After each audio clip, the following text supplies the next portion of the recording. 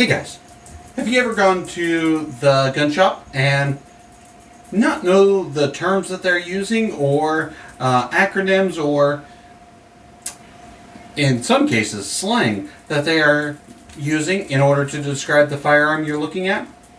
Well, this video is for you.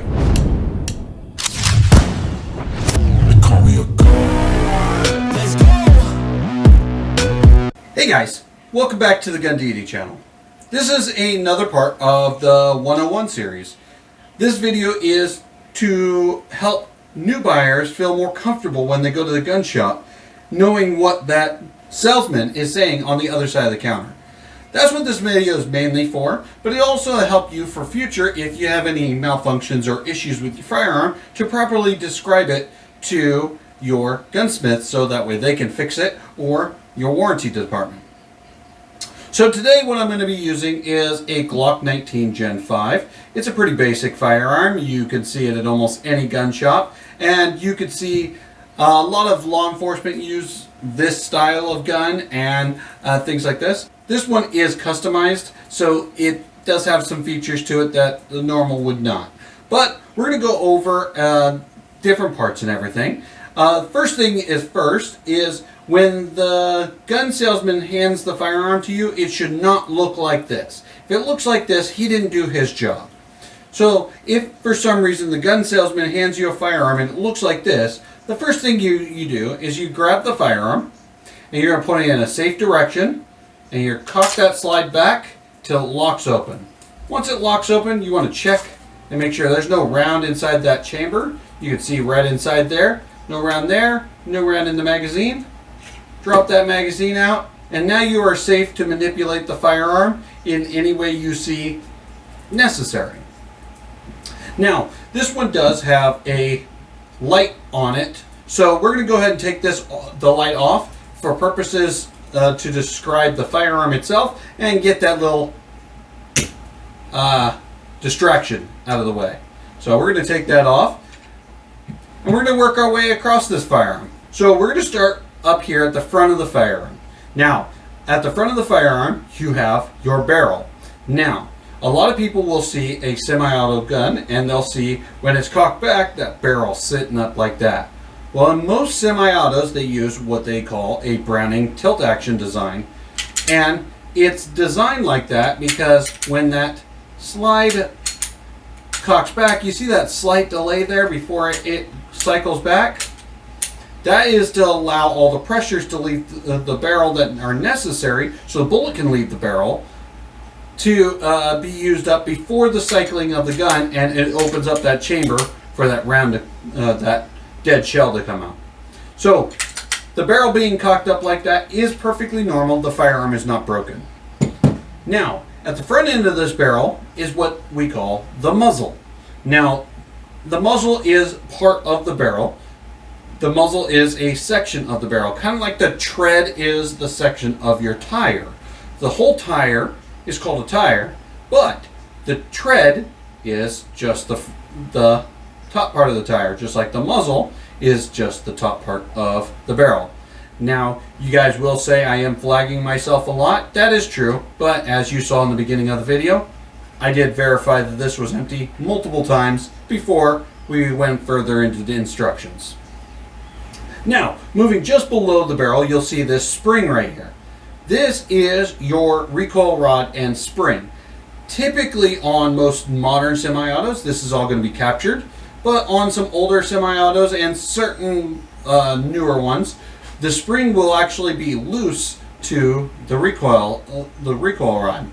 So this here is what aids in the firearm to go back in the forward position.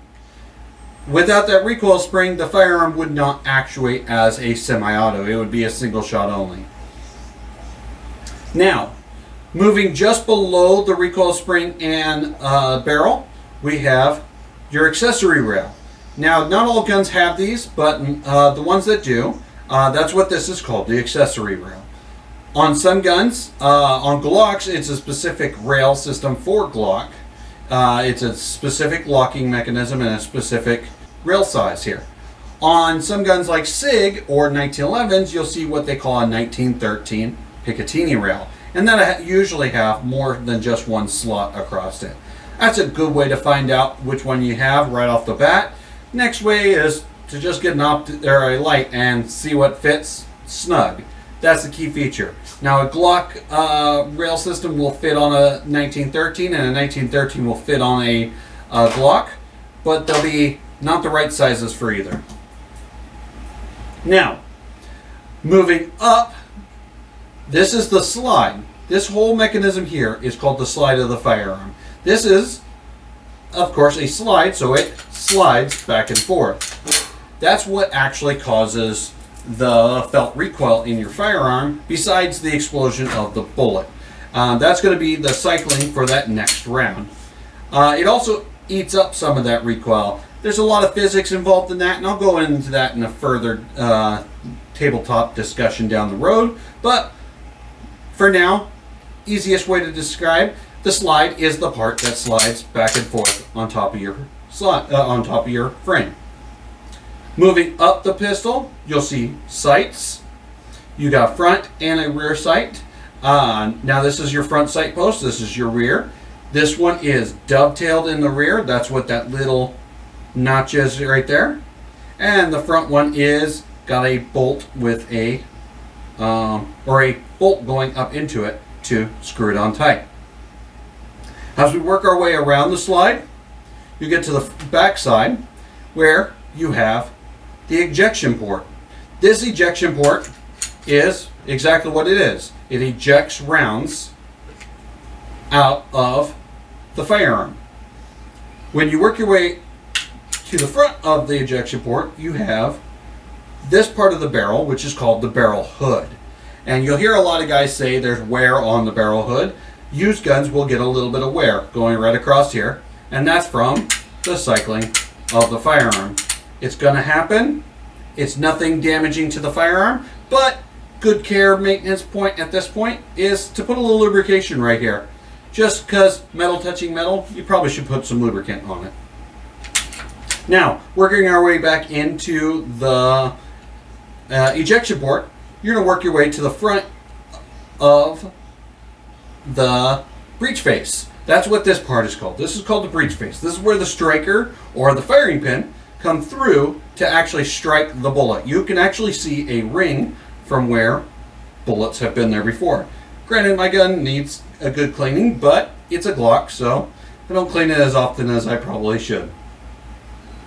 Moving our way down, this is the ejector. This little piece here is specifically designed to push rounds out of the ejection port and throw them off to the side. Without that there, your rounds are just going to kind of either plop right out of the slide or not make its way out of the slide at all. This guy right here, you'll see right next to the ejection port, that is called the extractor. On different guns it's in different locations, but typically it's going to be somewhere around the breech face, because what it does is it's got a little hook inside there that extends past the breech face, and that goes around the rim of the bullet. Goes right around that little piece right there. And when it, what it does is right here in the chamber, you'll see a little notch where it rides in, and it actually grabs onto the edge of that bullet, and it pulls it out of the chamber when you shoot a round. And once it pulls it back far ejector there smacks the shell, and so with spring tension here and velocity hitting here, it ejects the rounds out of the firearm, typically to your roughly 5 o'clock position. That's going to be off to the right and behind you. Now, working our way down, you'll see a little device here. This is actually called a slide stop. And on most firearms, it's going to be on the right-hand side of the firearm, but on the Gen 5 Glock, it's on both sides. What it does is, when you have an empty magazine in the firearm, it acts as a last round hold open. It kicks up and locks that slide in place. Now, there are two ways to disengage that. First and easiest way is to have a full mag and rack the slide. But if you don't have a full mag, what you can do is you can pull some pressure off the slide. And once you do that, you'll see it come off that notch a little bit. Then you can push this down, straight down towards the bottom of the magazine. And that allows everything to come loose. You do need to do that because especially on new firearms, that's going to be too tight for you to do with just smacking that down. After you wear in a firearm, it's going to be much easier. But brand new firearms, you're going to have to take some spring tension off of that so that way you can knock it down. Just forward of the slide stop, you're going to see your takedown levers. On Glocks, they're pretty easy. It's two different levers on each side. You pull them down as you pull the slide back, and then you pull the trigger and the slide comes off. I'll go over that in more detail in a future video, but pretty much for now, that's easiest way to describe it. We're going to drop this mag, show clear one more time, because the next part we're going to go to is just below that, the trigger. Now this whole part is called the trigger guard. It guards the trigger, hence the name. This is the trigger. This is the trigger shoe. And right here is called the trigger safety. A lot of us call it the trigger dingus because it's got a little, kind of a weird shaped item. But what it's designed to, if you see, there's a little piece of plastic there. And it blocks the trigger from being pulled without your finger on there, getting that block out of the way. Then once that block's out of the way, you can bring the trigger to the rear and break it through that wall. And it's called a wall because it quite literally is a wall that you have to push through. Now, moving our way behind the trigger, this is the magazine release. Now, when you have your magazine, we'll go over this real quick. This is a magazine, not a clip. The biggest difference between a magazine and a clip is usually a piece of metal that just holds the back of the bullets in order to insert into a firearm. Well, the magazine is usually an enclosed device where the rounds go in there and are fully encased in it, in the metal or plastic in this case, in order to protect the firearm or protect the bullets and insert into the gun and feed reliably.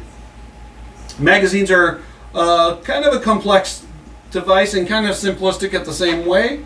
So we'll go over that in much more detail in the future video, but quickest and easiest way to talk about it is a magazine is oriented in a backwards forward position.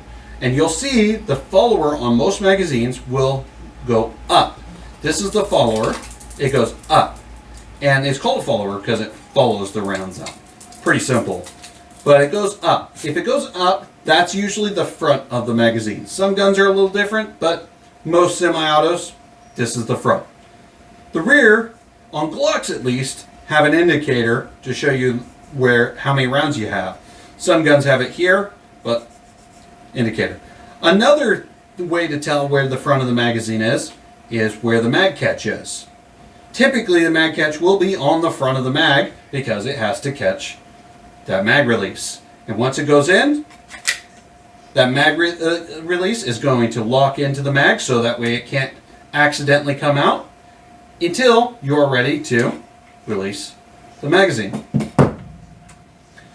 Now we're going to move into the grip.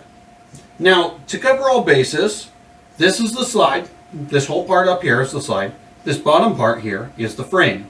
This is the part in most semi-autos which is legally called the firearm. This is the part that has to go through an FFL dealer, a federal firearms licensed dealer, in order to do the background check on. This part can come to your house. This part through the FFL. But when we work on the frame, of course we got our accessory rail, we got our trigger guard, we got our mag release, and then we get to the grip. That's what this part is. It's called the grip because you grip it. Pretty simple. Most terms in the firearm are pretty simple.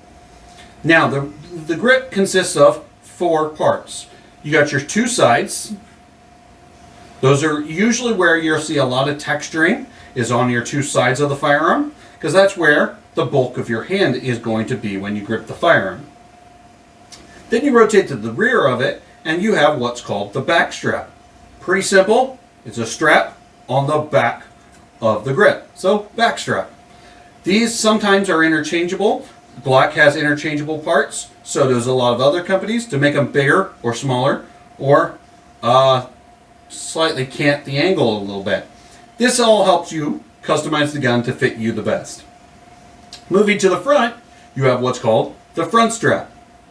You'll see a lot of guys texture this, and that's because it's nice to have that texture to help you grip for linear motion. And so this is the front strap, the front of the grip, front strap. As you work your way down, you have your mag well. Now this is what this is called as a mag well. On some guns, it's called there's a little flare here, and you'll hear guys say flared mag well. But that's what they are talking about, is right here. And that is where the magazine goes into. Now, once you have all of that under wraps, then you can feel confident in knowing what you're looking at when you're at the gun shop. Next part, we're going to go over what it's like when you get to the range. So I'm going to take this firearm and take it completely out of frame, because live rounds and a firearm don't mix very well when you're not at a range. But I'm going to go over how to put your rounds into the firearm. Now, this Glock is a 9mm, so I'm using 9mm bullets. Now, to describe what goes on with the bullet, you have your casing, your bullet itself, that's this little piece here, and your primer. Those are basics of the bullet. We can go over more details in a future video, but that's really all you need to know. The way the bullet orients is this goes to the rear of the firearm, this gets pointed towards the front of the firearm. Pretty self-explanatory, right? So, when it comes to the magazine, it goes in the same orientation as the magazine, to the rear, to the front. Easiest way to load a mag is, you'll notice on most magazines, it's a little skinnier on the rear side and a little wider open on the front side. So, you take the rim of your cartridge, you put it right in front of that skinny side, you push down, and then you push back. Once you push back, you'll notice that the round is pointed up. As long as it's pointed up, you're ready to load the next round. If it's not, you may have to do a little tapping or pushing on the round to get it to go all the way back, or you might have a malfunction with your magazine. That's a good way to check. Next is, you're going to take the next round. What I do is I take my thumb and I push down on the previous round at the rear where the primer is. The next round goes, and I take the rim of the cartridge and I push it on the top of the previous bullet, push down and back. Once we do that, we got the next round loaded up, pointed up, and then we can repeat the process for the third. Now, magazines should work in your hand pretty much how they're going to work in the gun. You should be able to take the tip of your thumb and push the rear of the cartridge and push the rounds right out of the mag. If you can't, there's a chance that you might have a malfunction in your magazine, which is going to cause a malfunction on the firearm.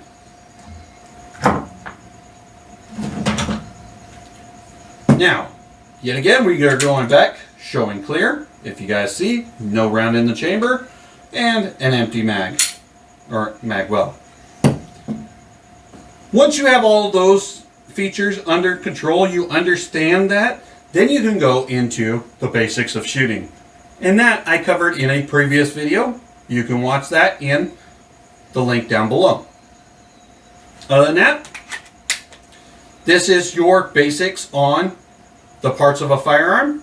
And I hope you guys enjoy these and subscribe. I will do a full breakdown video for you in the near future. If that's something you guys would like, definitely comment in the comment section. And let me know. Is a Glock the right gun for you, or you leaning something else? But check the video in the video's description right below. That'll show you how to properly handle the firearm. And subscribe over here. Alright guys, this is Gun Deity. I'll see you for the next one. I got a God complex. Haters love to hate, but I never feel pressed. Got a lot on my plate, but I never get stressed. I'll take all the pressure like I'm acing this test. And like a damn Freemason, I'll run this nation. They call me a me a gun.